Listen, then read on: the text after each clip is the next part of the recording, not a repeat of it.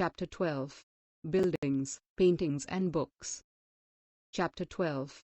Buildings, Paintings and Books. Marutasamy and the Iron Pillar. Marutasamy was so excited. His brother had propelled his wheelchair all along the dusty, stony path, past the towering Qutub Minar, and up the metal ramp. It had been tough, but now he was here, in front of the famous Iron Pillar. It was an unforgettable experience. The Iron Pillar. The Iron Pillar at Mehrauli, Delhi, is a remarkable example of the skill of Indian craftspersons. It is made of iron, 7.2 m high, and weighs over 3 tons. It was made about 1,500 years ago. We know the date because there is an inscription on the pillar mentioning ruler named Chandra, who probably belonged to the Gupta dynasty. Chapter 11. What is amazing is the fact that the pillar has not rusted in all these years. Buildings in brick and stone. The skills of our craftspersons are also apparent in the buildings that have survived, such as stupas. The word stoop means a mound. While there are several kinds of stupas, round and tall, big and small, these have certain common features. Generally, there is a small box placed at the center or heart of the stoop. This may contain bodily remains, such as teeth, bone or ashes, of the Buddha or his followers, or things they used, as well as precious stones and coins. The Iron Pillar. This box, known as a relic casket, was covered with earth. Later, a layer of mud brick or baked brick was added on top. And then, the dome-like structure was sometimes covered with carved stone slabs. Often, a path, known as the Pradakshinapath, was laid around the stoop. This was surrounded with railings. Entrance to the path was through gateways. Devotees walked around the stoop, in a clockwise direction, as a mark of devotion. Both railings and gateways were often decorated with sculpture. The Great Stoop at Sanchi, Madhya Pradesh. Stupas like this one were built over several centuries. While the brick mound probably dates to the time of Ashoka. Chapter 8. The railings and gateways were added during the time of later rulers. Find Amravati on map 7, page 113. This was a place where a magnificent stoop once existed. Many of the stone carvings for decorating the stoop were made about 2,000 years ago. Other buildings were hollowed out of rock to make artificial caves. Some of these were very elaborately decorated with sculptures and painted walls. Sculpture from Amravati. Look at the picture and describe what you see. Some of the earliest Hindu temples were also built at this time. Deities such as Vishnu, Shiva, and Durga were worshipped in these shrines. The most important part of the temple was the room known as the Garbhagriha, where the image of the chief deity was placed. It was here that priests performed religious rituals, and devotees offered worship to the deity. Often, as Adbhitagav, a tower, known as the Shikhara, was built on top of the Garbhagriha, to mark this out as a sacred place. Building Shikharas required careful planning. Most temples also had a space known as the Mandap. It was a hall where people could assemble. An early temple at Bhitagav, Uttar Pradesh. This was built about 1,500 years ago, and was made of baked brick and stone. The Durga temple at Aihole, built about 1,400 years ago. Monolithic temples at Mahabalipuram. Each of these was carved out of a huge, single piece of stone. That is why they are known as monoliths. While brick structures are built up by adding layers of bricks from the bottom upwards, in this case the stone cutters had to work from top downwards. List the problems that stone cutters may have faced. Find Mahabalipuram and Aihole on map 7. Page 113. Some of the finest stone temples were built in these towns. Some of these are shown here. How were stupas and temples built? There were several stages in building a stupa or a temple. Usually, kings or queens decided to build these as it was an expensive affair. First, good quality stone had to be found, quarried, and transported to the place that was often carefully chosen for the new building. Here, these rough blocks of stone had to be shaped and carved into pillars and panels for walls, floors and ceilings. And then these had to be placed in precisely the right position. A Jain monastery from Orissa. This 2-story building was carved out of the rock surface. Notice the entrance to the rooms. Jain monks lived and meditated in these rooms. In what ways is the cave shown here different from the illustration on p.15? Kings and queens probably spent money from their treasury to pay the craftspersons who worked to build these splendid structures. Besides, when devotees came to visit the temple or the stoop, they often brought gifts, which were used to decorate the buildings. For example, An association of ivory workers paid for one of the beautiful gateways at Sachi, a sculpture from the National Museum, New Delhi. Can you see how some of the caves may have been hollowed out? Among the others who paid for decorations were merchants, farmers, garland makers, perfumers, smiths, and hundreds of men and women who are known only by their names, which were inscribed on pillars, railings and walls. So when you get a chance to visit any of these buildings, remember how several hundreds of people probably worked to construct and decorate them. Make a diagram like the one on page 88, chapter 9, to show the stages in the building of a temple or stoop. Painting. Find Ajanta on map 7, page 113. This is a place where several caves were hollowed out of the hills over centuries. Most of these were monasteries for Buddhist monks, and some of them were decorated with paintings. Here are some examples. As the caves are dark inside, most of these paintings were done in the light of torches. The colors, which are vivid even after 1,500 years, were made of plants and minerals. The artists who created these splendid works of art remain unknown. Paintings from Ajanta. Describe what you see in each of these paintings. The world of books. Some of the best-known epics were written during this period. Epics are grand, long compositions, about heroic men and women, and include stories about gods. A famous Tamil epic, the Silipedigaram, was composed by a poet named Delango, around 1800 years ago. It is the story of a merchant named Kolan, who lived in Fahara and fell in love with a courtesan named Madhavai, neglecting his wife Kannagai. Later, he and Kannagi left Fahara and went to Madurai, where he was wrongly accused of theft by the court jeweler of the Pandya king. The king sentenced Kolan to death. Kannagai, who still loved him, was full of grief and anger at this injustice, and destroyed the entire city of Madurai. A description from the Silipedigaram. Here is how the poet describes Kannagi's grief.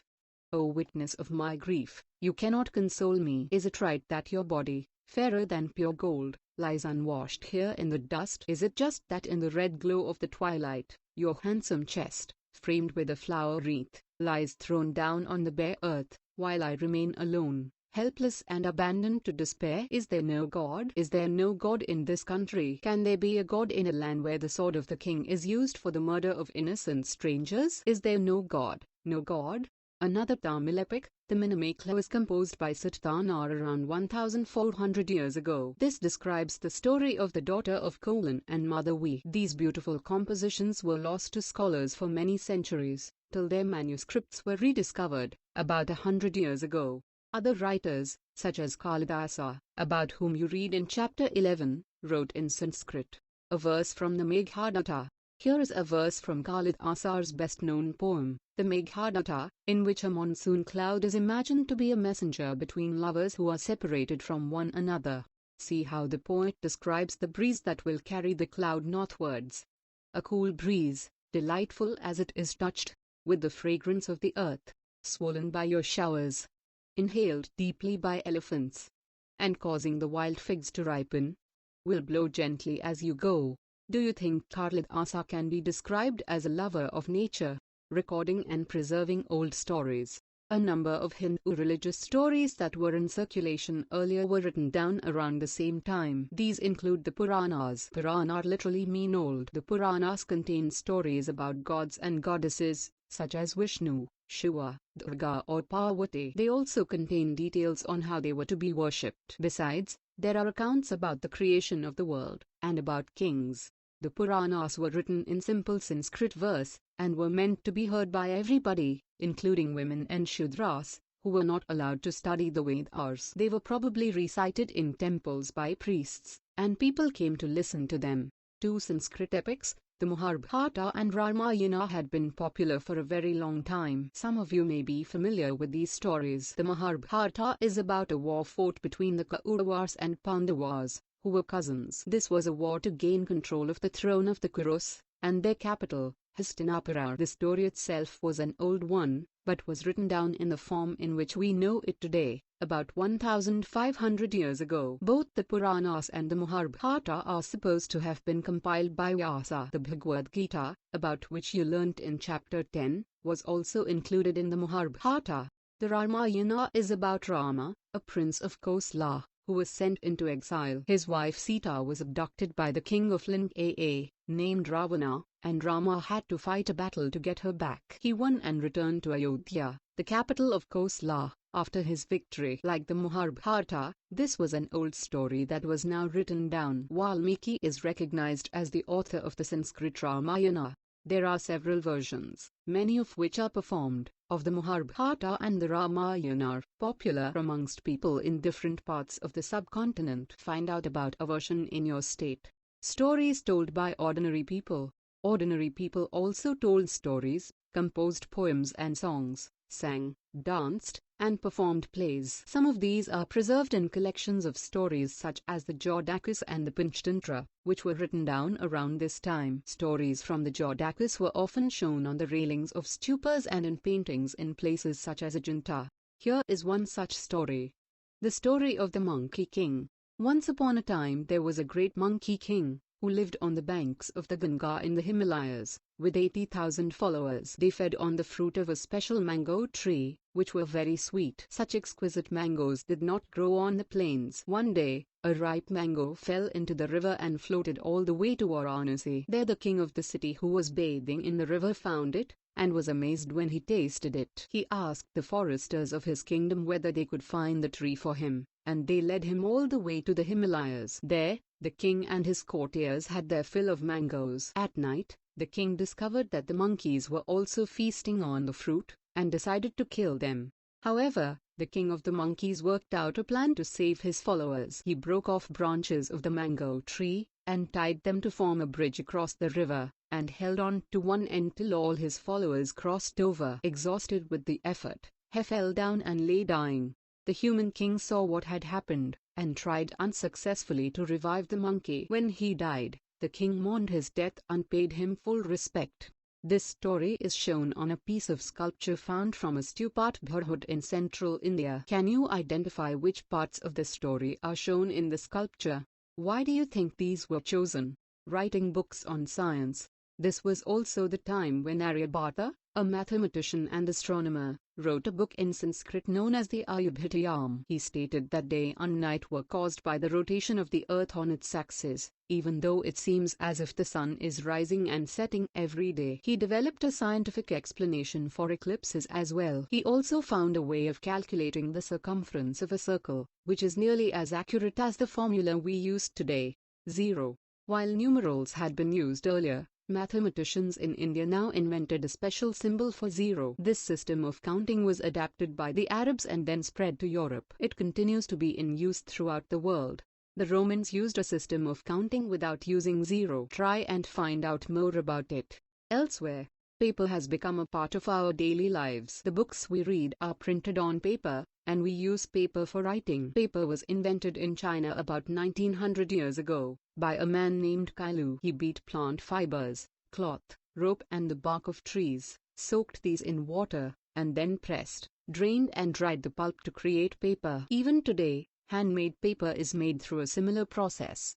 The technique of making paper was a closely guarded secret for centuries. It reached Korea about 1400 years ago, and spread to Japan soon after. It was known in Baghdad about 1800 years ago. From Baghdad it spread to Europe, Africa, and other parts of Asia including the subcontinent. What were manuscripts in early India made out of? Hint, see Chapter 1. Imagine you are sitting in a mandap of a temple. Describe the scene around you. Keywords: stoop, temple, painting, epic, story, Purana, science, mathematics. Some important dates. Beginning of stoop building, 2300 years ago. Umravati, 2000 years ago. Kalidasa, 1600 years ago. Iron Pillar, temple at Bhetagav. Paintings at Ajanta, Aryabhata, 1500 years ago. Durga temple, 1400 years ago. Let's recall. 1. Match the following. Stoop, place where the image of the deity is installed. Shikra, mound. Mandap, circular path around the stoop. Garbhagriha, place in temples where people could assemble. Pradakshinapatar, tower. 2. Fill in the blanks. A, was a great astronomer. B, Stories about gods and goddesses are found in the dash dash dash dash. C dash dash dash dash is recognized as the author of the Sanskrit Ramayana. D dash dash dash dash and dash dash dash dash are two Tamil epics. Let's discuss. 3. Make a list of the chapters in which you find mention of metalworking. What are the metals objects mentioned or shown in those chapters? 4. Read the story on page 130. In what ways is the Monkey King similar to or different from the kings you read about in chapters 6 and 11? 5. Find out more and tell a story from one of the epics. Let's do. 6. List some steps that can be taken to make buildings and monuments accessible to differently abled people. 7. Try and list as many uses of paper as you can. 8. If you could visit any one of the places described in this chapter, which would you choose and why?